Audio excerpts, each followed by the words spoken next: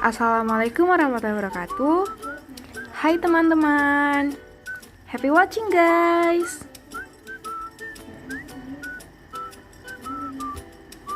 Kami dari kelompok 2, video ini dibuat untuk memenuhi tugas mata kuliah pengantar bisnis tentang manajemen perusahaan dibimbing oleh Ibu Rini Astuti, SEMM.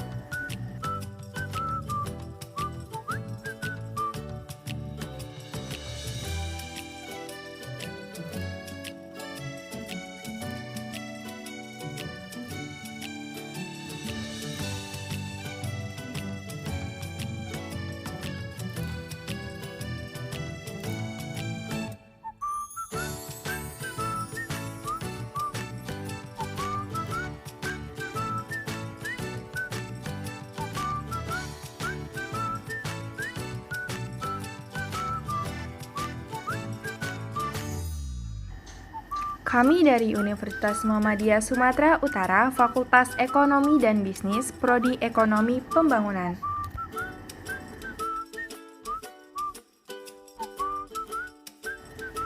Nah, apa itu organisasi, pengorganisasian, dan struktur organisasi?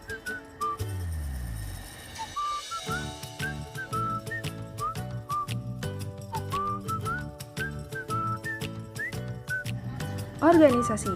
Apa itu organisasi? Organisasi itu sekelompok orang yang bekerja sama dalam struktur dan koordinasi tertentu dalam mencapai serangkaian tujuan tertentu, menurut Griffin tahun 2002. Nah, sekarang kita masuk ke pengorganisasian. Apa itu pengorganisasian? Pengorganisasian itu proses pengaturan sumber daya organisasi untuk mencapai tujuan yang diinginkan dengan memperhatikan lingkungan yang ada. Nah, kalau struktur organisasi itu adalah susunan dan hubungan-hubungan antara komponen bagian-bagian dan posisi dalam suatu perusahaan. Jenis-jenis organisasi itu dibagi menjadi dua. Apa aja ya? Yang pertama, organisasi non-profit dan organisasi profit. Nah, sekarang kita mulai penjabaran dari organisasi profit. Organisasi profit itu mencakup perusahaan besar yang biasa kita temui dalam bentuk perusahaan manufaktur, perusahaan retail, perusahaan asuransi, dan lain-lain. Kemudian ada perusahaan kecil, koperasi, dan perusahaan multinasional.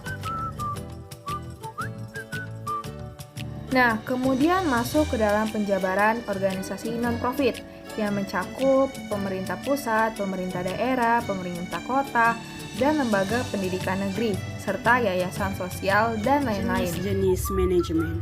Manajemen terbagi menjadi dua jenis.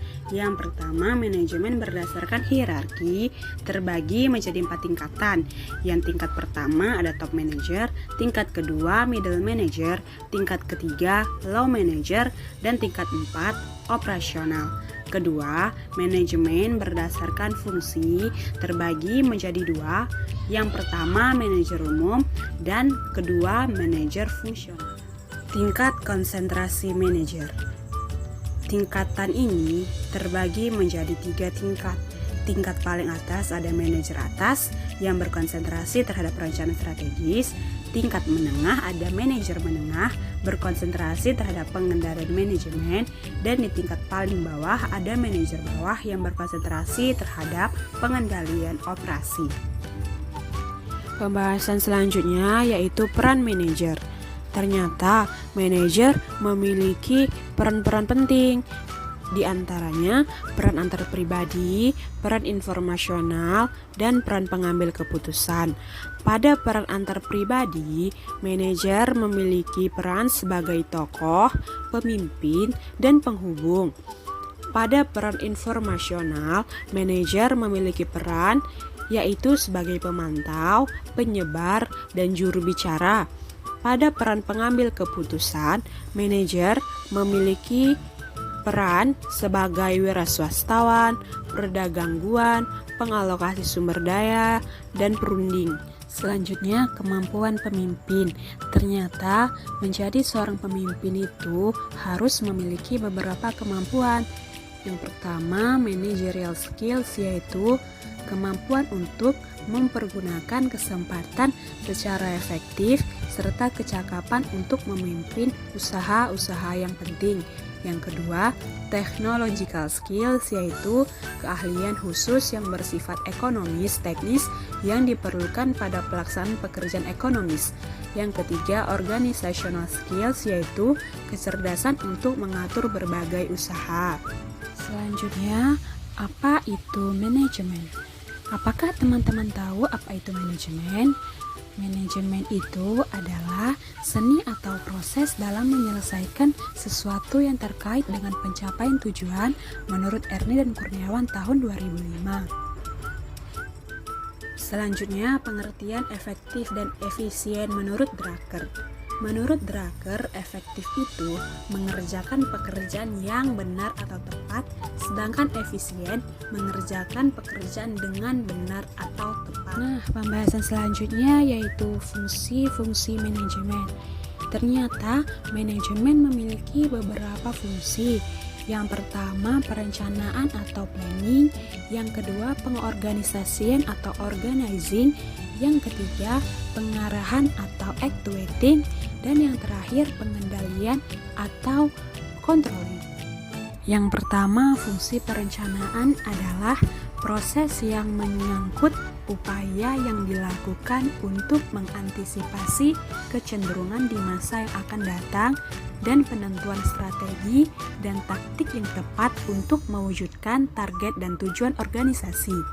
Yang kedua, fungsi pengorganisasian adalah proses yang menyangkut bagaimana strategi dan taktik yang telah dirumuskan dalam perencanaan didesain dalam sebuah struktur organisasi yang tepat dan tangguh, sistem dan lingkungan organisasi yang kondusif, dan dapat memastikan semua pihak organisasi bekerja secara efektif dan efisien. Yang ketiga, fungsi pengarahan adalah proses implementasi program agar dapat dijalankan oleh seluruh pihak dalam organisasi, serta proses memotivasi agar semua pihak tersebut dapat menjalankan tanggung jawabnya dengan penuh kesadaran dan produktivitas yang tinggi. Yang keempat, fungsi pengawasan dan pengendalian adalah proses yang dilakukan untuk memastikan seluruh rangkaian kegiatan yang telah direncanakan, diorganisasikan, dan diimplementasikan dapat berjalan sesuai dengan target yang diharapkan, sekalipun berbagai perubahan terjadi dalam lingkungan dunia bisnis yang dihadapi. Selanjutnya, kegiatan dalam fungsi-fungsi manajemen. Yang pertama ada perencanaan atau planning. Kegiatan dalam fungsi ini mencakup penentuan tujuan dan bagaimana cara pencapaian yang terbaik. Selanjutnya, pengorganisasian atau organizing. Kegiatan dalam fungsi ini mencakup penentuan bagaimana penyusunan organisasi dan aktivitas dapat dilakukan. Selanjutnya, pengarahan atau leading. Kegiatan dalam fungsi ini mencakup proses memotivasi anggota organisasi agar planning dapat dijalankan dengan baik. Dan yang terakhir, ada pengendalian atau controlling. Kegiatan dalam fungsi ini mencakup monitoring dan perbaikan aktivitas yang sedang berjalan agar tujuan dapat tercapai. Selanjutnya, perbedaan pandangan dalam fungsi-fungsi manajemen menurut beberapa ahli. Menurut Luther Gulick, fungsi-fungsi manajemen terbagi menjadi planning, organizing, staffing, directing, coordinating, reporting, and controlling. Menurut George Terry, fungsi-fungsi manajemen terbagi menjadi planning, organizing, actuating, dan controlling. Menurut James A.F. Stoner, fungsi-fungsi manajemen terbagi menjadi planning, organizing, leading, dan controlling. Menurut Cons and O'Donnelly, fungsi-fungsi manajemen terbagi menjadi planning, organizing, staffing, directing, dan controlling. Menurut Nichols, McHugh, and McHugh, fungsi-fungsi manajemen terbagi menjadi planning, organizing, directing, dan controlling. Menurut Richard W. Griffin, fungsi-fungsi manajemen terbagi menjadi planning, organizing, leading, dan controlling. Yang terakhir, menurut Ernest Bell, fungsi-fungsi manajemen terbagi menjadi planning, organizing, staffing, directing, innovating, representing, dan controlling. Pembahasan selanjutnya yaitu fungsi operasional dalam manajemen. Fungsi operasional ini terbagi menjadi 5. Yang pertama, manajemen sumber daya manusia. Yang kedua, manajemen pemasaran. Yang ketiga, manajemen operasi atau produk. Yang keempat, manajemen keuangan. Dan yang terakhir, manajemen informasi. Manajemen sumber daya manusia adalah penerapan manajemen berdasarkan fungsinya untuk memperoleh sumber daya manusia yang terbaik bagi bisnis yang kita jalankan dan bagaimana sumber daya manusia yang terbaik tersebut dapat dipelihara dan tetap bekerja sama dengan kualitas pekerjaan yang senantiasa konstan ataupun bertambah. Pembahasan selanjutnya yaitu manajemen perusahaan. Apa itu manajemen perusahaan? Manajemen perusahaan itu ialah kegiatan manajemen berdasarkan fungsinya yang pada intinya berusaha untuk mengidentifikasi apa sesungguhnya yang dibutuhkan oleh konsumen, dana bagaimana cara pemenuhannya dapat diwujudkan. Selanjutnya, manajemen produksi. Manajemen produksi ialah penerapan manajemen berdasarkan fungsinya untuk menghasilkan produk yang sesuai dengan standar yang ditetapkan berdasarkan keinginan konsumen dengan teknik produksi yang seefisien mungkin, dari mulai pilihan lokasi produksi hingga produk akhir yang dihasilkan dalam proses produksi. Selanjutnya ada manajemen keuangan. Apa itu manajemen keuangan?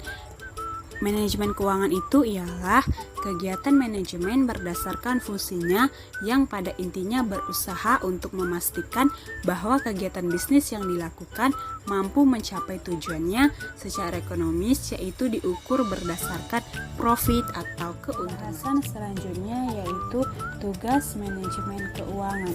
Apakah teman-teman mengetahui apa-apa saja tugas manajemen keuangan?